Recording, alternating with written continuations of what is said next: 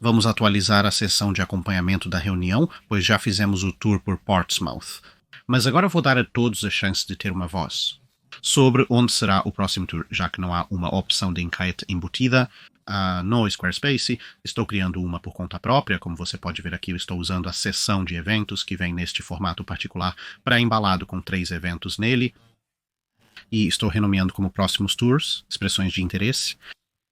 E, obviamente, indo novamente para o Portsmouth Historic Dockyard. E também vou incluir Chatham e Her Majesty's Ship Belfast.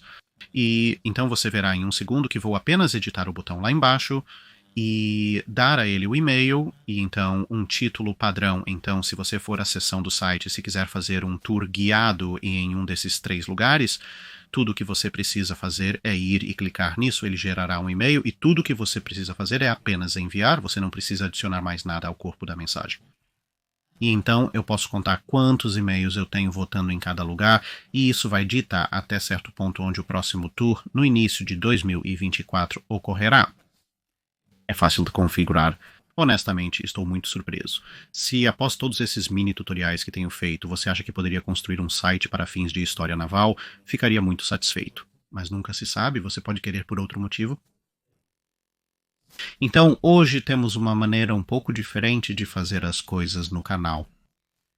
Agora, antes de mais nada, preciso apresentar a você um convidado bastante especial.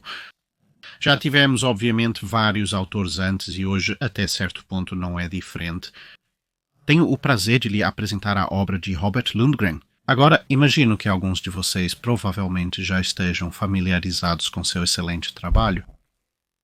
Ele escreveu alguns livros, The World Wondered What Really Happened off Samar e Battleship Victory, ambos valem muito a pena conferir, e muitos outros trabalhos que ele fez, incluindo uma análise do desempenho do United States Ship Nevada em Normandy no dia D, e talvez uma das coisas com as quais todos estejam esperançosamente bastante familiarizados.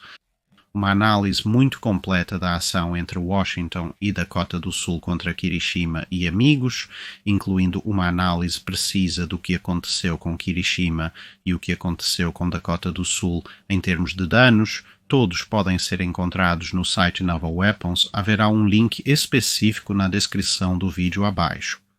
Agora, mais recentemente, o Sr. Lundgren fez uma análise incrivelmente detalhada do que precedeu imediatamente aquela ação.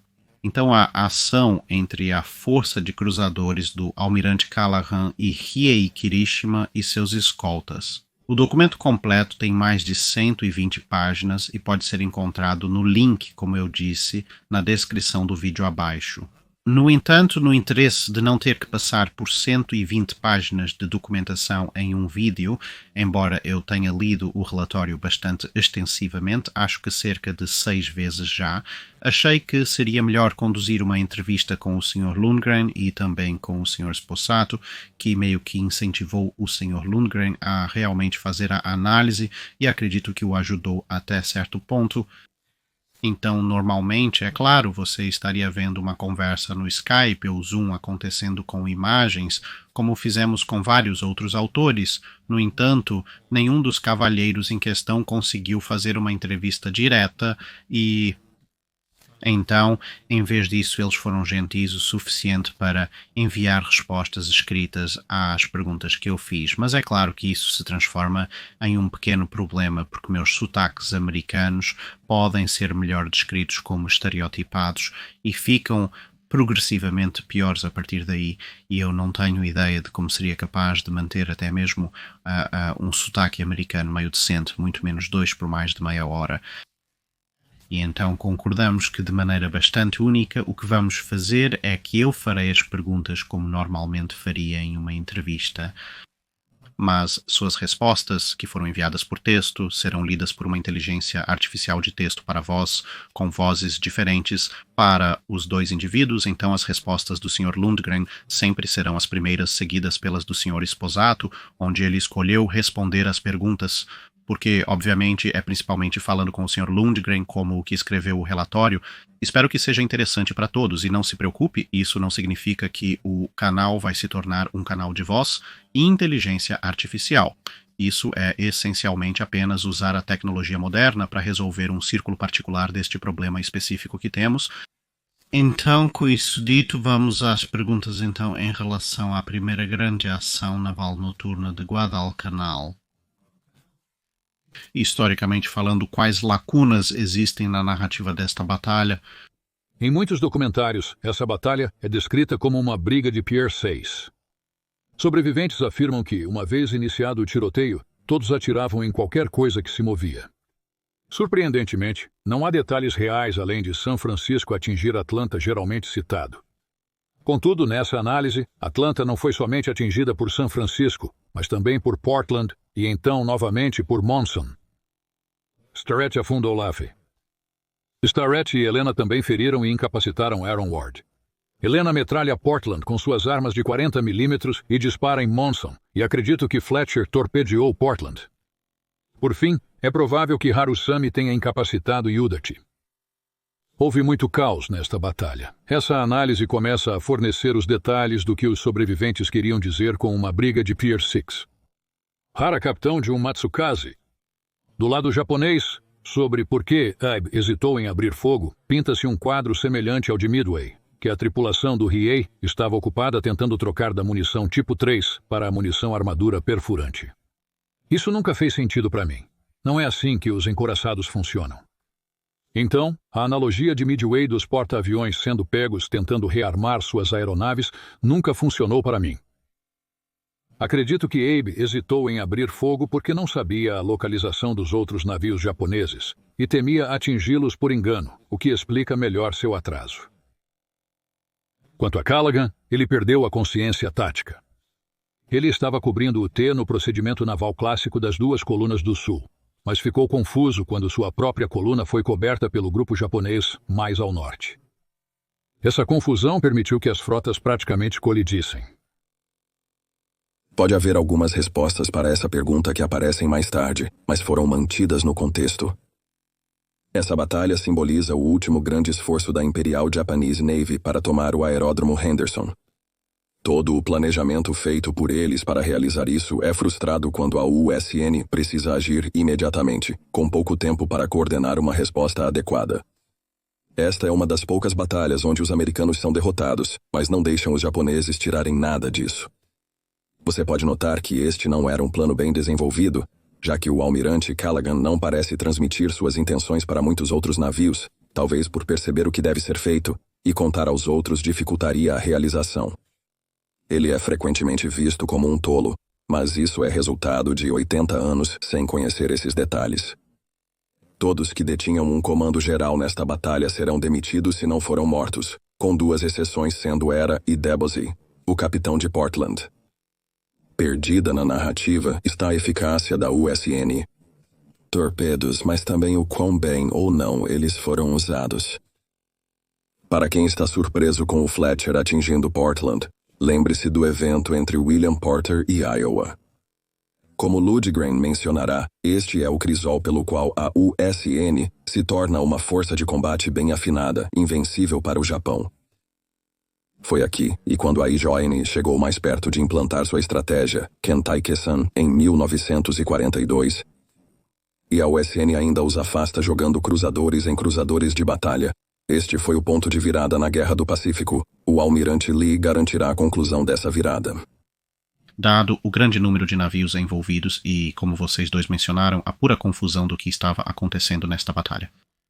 Qual foi a motivação por trás de coletar esses relatórios e tentar extrair sentido deles? Não planejava escrever sobre isso. Frank Sposato pediu minha ajuda. Este artigo é em grande parte para o Frank, e se ele estiver satisfeito com ele, eu também estou.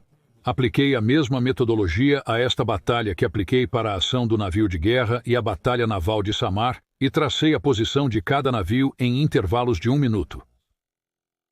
Após concluir isso, eu tinha uma compreensão muito melhor do posicionamento de todos em relação uns aos outros. Minha motivação inicial para tentar entender os eventos desta batalha foi ao ler sobre o United States Ship Portland em um livro chamado Sweet Pea at War. O autor afirmou que este navio foi responsável por disparar contra o Imperial Japanese Navy Riei, o que desabilitou sua direção. Tenho um interesse pessoal em aprender mais sobre o Portland devido ao seu extenso serviço de guerra que nunca recebe a atenção apropriada. Ela é o único navio de guerra a lutar diretamente nas 4 batalhas de porta-aviões e nas 2 ações de couraçados, apesar de estar presente apenas em Tulag, com suas armas apontadas para o mar caso alguém se aproximasse. No entanto, antes de querer aprender mais sobre este navio, sempre me surpreendi que esta batalha nunca recebeu um gráfico de rastreamento adequado como todas as outras lutas navais nesta guerra. Por pelo menos uma década, eu quis saber, e só depois de entrar em contato com um amigo de Ludgren, é que consegui começar a descobrir isso com ele. Fui inspirado por seu livro anterior sobre a Batalha de Samar, onde, usando seu rastreamento minuto a minuto da batalha, ele descobriu que Yamato disparou os tiros que atingiram o Johnston. Jamais teria acreditado que a narrativa amplamente aceita desta batalha estivesse tão equivocada. Muito disso começou quando li o livro de James Grace sobre esta batalha. Lá eu comecei a ver e entender muito melhor. Também me preocupou o nome dado a esta ação. A primeira batalha naval de Guadalcanal é extremamente insuficiente e se torna muito mais confusa quando o primeiro é usado, e este é tecnicamente o terceiro envolvimento. Ao nomeá-la como Batalha Naval pelo Aeródromo de Henderson Noite 1, esclarecemos que esta é a parte da campanha de Guadalcanal onde a Imperial Japanese Navy está procurando acabar com o aeródromo que lhes causou tanta dor, desta vez pelo mar. Assim como você dividiu a Batalha de Narvik em 3 lutas separadas, eu vejo esta da mesma forma, mas é necessário entender que o duelo de encouraçados se torna a terceira noite, pois também houve uma tentativa de cruzadores Imperial Japanese Navy atingir o aeródromo entre as 2 ações. Então, tendo decidido que você vai fazer essa análise, quanto tempo realmente levou? E você descobriu alguma... Novas fontes ao longo do caminho? Pelo menos 2 anos. O material mais recente é um filme sobre os naufrágios reais. Inicialmente eu não tinha todo o filme do Riei. Trabalhei com Park Stevenson, Victor Vescovo e o autor Anthony Tully na busca pelos naufrágios do United States Ship Johnston e do United States Ship Samuel B. Roberts. Parks fez um documentário com a Lone Wolf Media, atual proprietária do filme dos naufrágios, e eventualmente consegui ver todo o filme do naufrágio de Hayes. Então apliquei a mesma análise que fiz do naufrágio dela, que Anthony e eu fizemos para Kirishima. Para mim, os naufrágios contam uma história se você estiver disposto a ouvir e deixá-los falar. Muitos dos seus sinais são muito sutis. Uma hélice dobrada, um lado deformado, parafusos arrancados de um eixo de hélice, um leme dobrado à frente do poste do leme e uma quilha amassada juntas, são todos sinais de uma detonação sob a quilha. O outro aspecto é tentar combinar os danos visíveis com os relatórios para confirmar o que está nos relatórios. Por mais de 10 anos fiquei incomodado com a falta de detalhes nesta batalha e confuso sobre como isso aconteceu, já que as outras batalhas são tão bem documentadas em comparação. As fontes que usei ao longo do tempo em que estive tentando juntar essa batalha começaram com Enterprise 360 e O Inferno de Netuno de Horn Fisher, o livro de Mark Stillis da Osprey Publishing sobre a batalha, Sweet Pea at War, de Thomas Generous, e mais importante, o livro de James Grace, A Batalha Naval de Guadalcanal. A referência de Tamithihara também ajudou, mas o desafio era unir o relato de outros baseando-se no que haviam aprendido. Todas as contradições entre essas fontes me preocupavam, que havia essa lacuna de 50 minutos de história naval crítica, que foi completamente ignorada. A natureza confusa e fechada dessa ação à noite, com a possibilidade de acobertamentos acontecendo o tempo todo. Todos apenas querem chegar à parte em que os navios de guerra se enfrentam pode ter contribuído para essa negligência histórica. Quantas lacunas foram deixadas nos registros de certos navios e como você as preencheu com base nos registros disponíveis de outros navios? As maiores lacunas continuam do lado japonês, pois não achei muitos dados primários e precisei recorrer a fontes secundárias. Existem certas observações, como a Juno relatou o primeiro torpedo atingindo seu lado de bombordo, no entanto, o navio que atualmente afirma tê-la atingido foi o Amatsukaze em seu lado de estibordo. Não há dados suficientes sobre Ikezuchi e Inazuma, mas se tivessem disparado mais torpedos, Juno poderia ter sido atingida por um deles em vez de Amatsukaze, como indicam a maioria dos registros. No entanto, sem esses dados, também me senti obrigado a manter a narrativa atual e dar crédito ao Amatsukaze. Pegando carona nisso, quais são as principais contradições entre registros e fontes com as quais você teve que lidar? A maior contradição foi se 0158 por um torpedo, ou por volta de 0208 ou 0222, o que eu acredito ser o caso. Eu não acho que o DAT, que afirma ter atingido Portland a 0158, poderia recarregar e disparar mais 8 torpedos em 3 minutos. Hara relatou que eram necessários 10 minutos para recarregar os torpedos, o que parece mais razoável. Em segundo lugar, Portland ainda podia manobrar, com Helena atrás dela a 0214, ambos navegando para o leste. Isso é inconsistente com os danos dela, então se ela foi atingida a 0158, ela deveria ter sido imediatamente incapacitada naquele momento.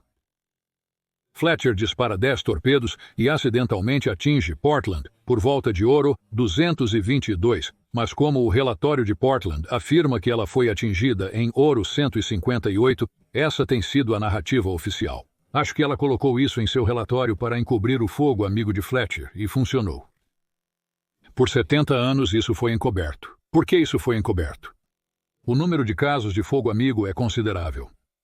Assim, os 5 irmãos Sullivan morrem nesta batalha. A Marinha tentou ocultar que seus soldados estavam atirando uns nos outros, resultando na morte dos filhos da família pelos próprios companheiros. Eu entendo a confusão de uma batalha noturna e não olho para a questão tentando culpar alguém, mas simplesmente relato o que acredito que realmente ocorreu.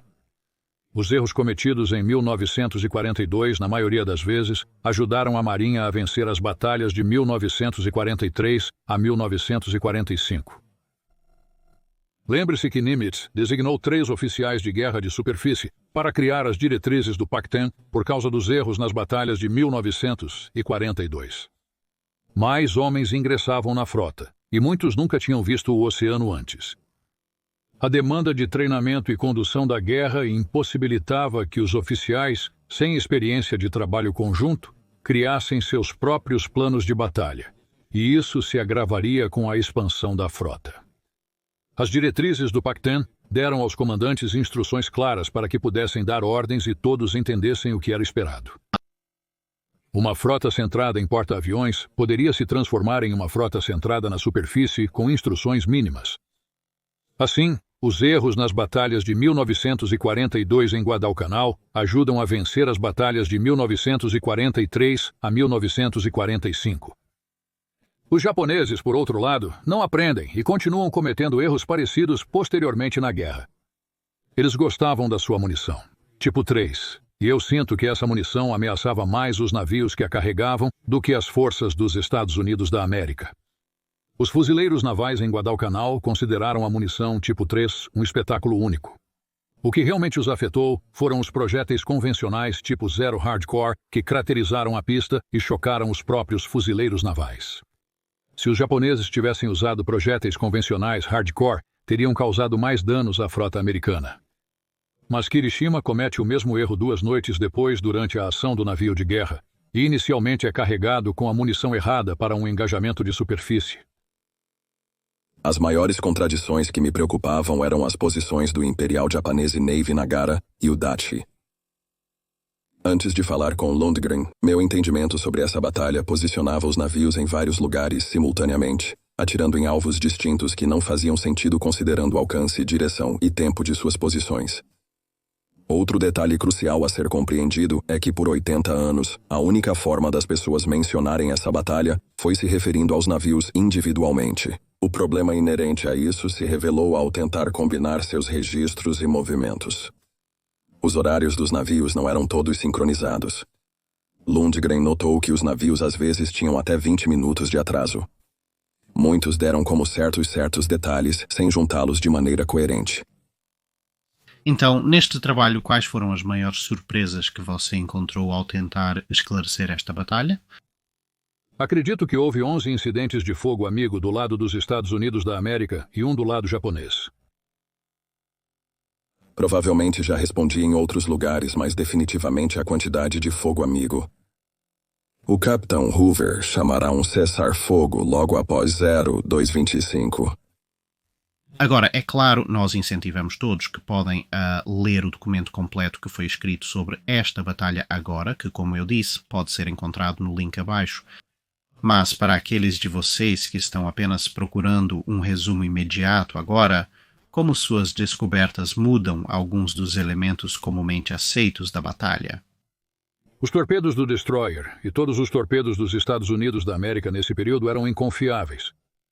A maioria dos relatos afirma que os torpedos do Destroyer americano atingiram o casco de Rhe, como no caso dos torpedos de Cushing, que foram disparados a curta distância. O'Bannon, Monson e Stuart acertaram Rhe com no mínimo 6 torpedos que explodiram, sendo que ao menos 3 dessas detonações estão preservadas em seu casco. Eu também acredito que é por isso que o naufrágio se partiu. Para o naufrágio se partir, os lados dele deviam estar seriamente comprometidos. Contudo, quando o artigo foi inicialmente publicado, a discussão resultante sugeriu a possibilidade de que os torpedos americanos podem ter detonado um pouco antes do previsto devido ao seu fusível magnético. Isso pode explicar por que Rhe conseguiu absorver tantos torpedos dos Estados Unidos da América. Ainda assim, mais tarde na guerra, o Congo foi afundado por 2. Então, tendo isso em mente, quais navios acabaram tendo a batalha mais diferente em comparação com relatos anteriores desta ação? Concentrei-me no Rhe, então espero que sua história seja mais bem compreendida. Além do que Landgren disse sobre o Rei, para mim o Portland tem sido o mais crucial para aprender. Ela desempenha um papel crucial nesta luta, mesmo quando atinge o Atlanta com múltiplos disparos. Ela ainda dispara rodadas no Rhe, embora não os golpes críticos na direção como entregues pelo San Fran. Tomar o que pode ter sido até 3 torpedos da USN em sua popa se torna muito aparente quando você estuda os gráficos de danos tornados públicos online, que mostram uma área mais estreita de destruição de um único torpedo imperial. Japanese Navy Northampton é um bom exemplo, versus vários torpedos da USN que atingiram Portland. Isso a torna bastante sortuda por ter sobrevivido a tal dano. Ironicamente, isso permite que ela afunde o Yudate na manhã seguinte, enquanto os japoneses ainda tentam extrair o Rhe. Mas o mais importante, o Portland se torna o quartel-general dos primeiros socorristas ao resgatar as tripulações sobreviventes dos navios afundados e do Atlanta. Outros navios notáveis são vários dos destroyers americanos. As tripulações inexperientes a bordo do Fletcher cometeram um erro infeliz. Com seus torpedos, o O'Bannon, o Sterrett e o Monson, todos fizeram contribuições importantes para esta batalha ao acertar um navio de guerra inimigo. Os acertos são espalhados o suficiente para que a tripulação do Rhe contenha os danos abaixo, enquanto lida com os incêndios acima, entregues por Lafay e Cushing. Ainda há lacunas a serem preenchidas, como o que Juno e Yukikaze fizeram durante a batalha, mas estas podem ter se perdido no tempo e eventos posteriores. Acho interessante que esta é a primeira luta em que os Fletchers entram, e novamente a maldição do Yukikaze recai sobre a Imperial Japanese Navy aqui também. Então, com 2 livros, a análise de Kirishima e este em seu currículo, quais outras narrativas você fez ou planeja fazer? Este artigo e o último sobre o Nevada na Normandia provavelmente são minhas últimas tentativas de escrever sobre a história naval americana.